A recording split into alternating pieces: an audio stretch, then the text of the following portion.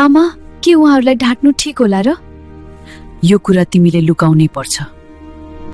हामीलाई त केटी धेरै मन पर्यो। मलाई मन नपराए पनि हुन्थ्यो नि। तपाईलाई म कस्तो लाग्यो? मलाई तपाईँ राम्रै लाग्यो, तर के तिमीलाई अरू कोही मन पर्छ? त्यस्तो पनि होइन, डर लागेको छ। नडराउ, म त्यति खराब पनि छैन। म तपाईँको लायक छैन कि? अब यो सम्बन्ध पक्का भयो।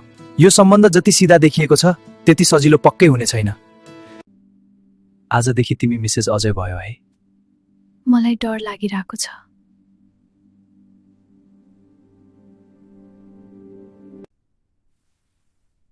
के भयो? लाज लाग्यो सन्ध्या? मलाई माफ गरिदिनुस्, म तपाईँलाई शरीरको सुख दिन सक्दिन। तिमी मलाई माया गर्दैनौ र कि अरूलाई कसैलाई नै माया गर्छ सन्ध्या?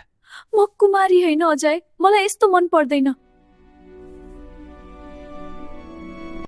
तिमी अझै उसलाई मन पराउँछौ? मसँग जबरजस्ती बिहे भयो तिम्रो? हजुरले सोचे जस्तो केही पनि होइन। मबाट गल्ती भयो। मेरो जिन्दगीको भूल थियो त्यो दिन। मेरो गल्ती मलाई थाहा नै थिएन म माथि के भइरहेको थियो। जब बुझ्ने भए बल्ल बुझे म माथि बलात्कार भइरहेको रहेछ। सन्ध्या, मैले हजुरको जीवन बर्बाद गरे है, मेरो गल्ती हो।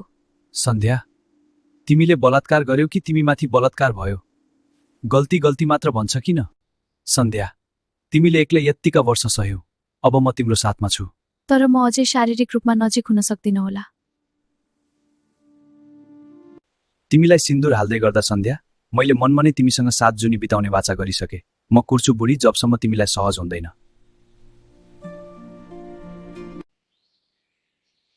अजय, उसलाई माइत पठाइदेऊ। यो घरको इज्जत ठूलो छ। हाम्रो खानदानले के भन्लान्? यसैले मौका नदिएको भए त्यस्तो हुने नै थिएन। खोइ हाम्रो खानदानमा कसैलाई भएको छैन आजसम्म। के सही के गलत भन्ने उमेर नहुँदै उसमाथि घटेको पीडालाई तपाईँ यसरी जोड्नुहुन्छ? मलाई सिकाउनु पर्दै।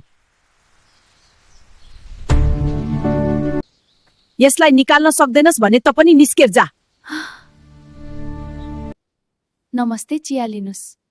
अजयको आमाले कति फुर्ती लाउँथी। आखिरमा सारै कुल घरानकै ल्याइछिन्। हामीले सुनेको कुरा साँच्चै हो कि? साँच्चै होला नि दिदी। गाउँभरि बुई बुई हल्ला छ। अजयले रूपै मात्र हेरेछ, कुल घरान स्वाहा पार्यो। कतिजनालाई कतिपल्ट यसको सफाई दिउँ भगवान। बरु म त्यो दिन मरेको भए हरेक दिन मैले यो भोग्नु पर्थेन। सन्ध्या, तिमीले केही गलत गरेको छैनौ। बलात्कार हुनुमा तिम्रो के दोष? गाउँले के भन्छन्? मैले गर्दा हजुरको इज्जत सबै गुम्दैछ। सन्ध्या, हेर, जसले तिमी माथि गलत गर्यौ आज पनि गाउँ समाजमा खुला हिँडेको छ। तिमी जो पीडित छौ हरेक दिन रुन्छौ, सहनु परेको छ। मेरो भाग्य यस्तै रहेछ।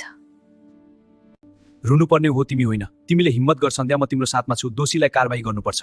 नै अजय, आज केहीलाई थाहा छ भोलि सबलाई थाहा हुन्छ। म हजुरलाई अझै बदनाम गर्न सक्दिन। सन्ध्या, के तिमी चाहन्छौ तिमीलाई जस्तै अरूलाई पनि होस्? मैले जे भोगे त्यो कसैले भोग्न नपरोस्। दोषीलाई कारबाही गर्नुपर्छ। फेरि अरू कोहीलाई यस्तो गर्ने हिम्मत नपरोस्।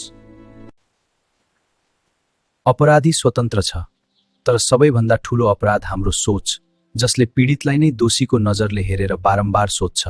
किन? सन्ध्या, जाउँ दोषीलाई सजाय दिन, उसलाई केस गर्नुपर्छ। फेरि केही हुने पो हो कि? म सधैँ तिम्रो साथमा छु, जे भए पनि। मैले न्याय पाउँछु होला त? फेरि निकै पहिलाको कुरा हो मलाई भएको पीडा। नेपालको कानून अनुसार यौन हिंसाको पीडितले आफूलाई सुरक्षित र तयार महसुस गरेपछि जुनसुकै समयमा उजुरी दर्ता गर्न पाउने अधिकार हुन्छ। मैले सुनेको उसलाई जबरजस्ती गर्ने त आफ्नै नातेदार हो रे नि। के जबरजस्ती होला र दिदी? आफै गकी होला नि चुमचुम पर्दै। मेरो अनुमति बिना किन गएको? यो मुद्दा के हो इज्जत जाने भो, त्यही पनि के नै बाँकी छ र? आमा, सन्ध्याको ठाउँमा हाम्रो नानीलाई राखेर सोच्नुस् अनि बुझ्नुहुन्छ कि? सन्ध्या, नारी भएर नारीको पीडा बुझ्न सकिन।